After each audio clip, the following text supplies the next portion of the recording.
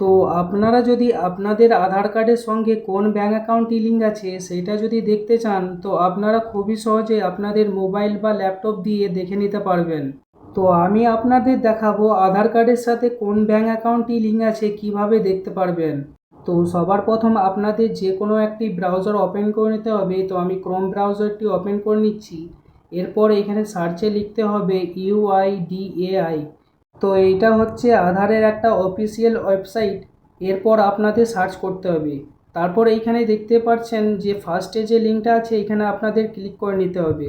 এরপর আপনাদের language select করতে হবে। তো আমি ইংলিশ সিলেক্ট করে নিলাম। এরপর আপনাদের স্ক্রল ডাউন করে চলে আসতে হবে। এরপর এখানে আপডেট আধারের নিচে দেখতে পাচ্ছেন update demography data and check status, এইখানটাতে আপনাদের ক্লিক করতে হবে। ক্লিক করার পর এখানে লগ ইনে ক্লিক করবেন। এরপর আপনাদের এখানে এন্টার আধার নাম্বারে আপনাদের আধার কার্ডের নাম্বারটি বসিয়ে দিতে হবে। তো আমি আমার আধার কার্ডের নাম্বারটা বসিয়ে দিচ্ছি। এরপর আপনাদের এখানে এন্টার ক্যাপচারে এখানে ক্যাপচারটি দেখে এখানে বসিয়ে দেবেন।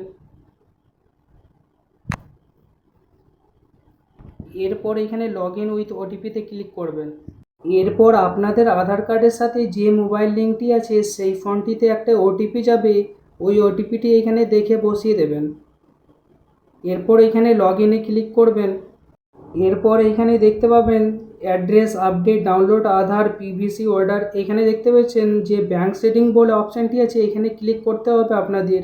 এরপর এখানে দেখতে পাচ্ছেন আপনাদের আধার কার্ডটা এখানে শো করছে এবং কোন ব্যাঙ্কটি এখানে লিঙ্ক আছে সেই ব্যাঙ্কটি এখানে শো করছে।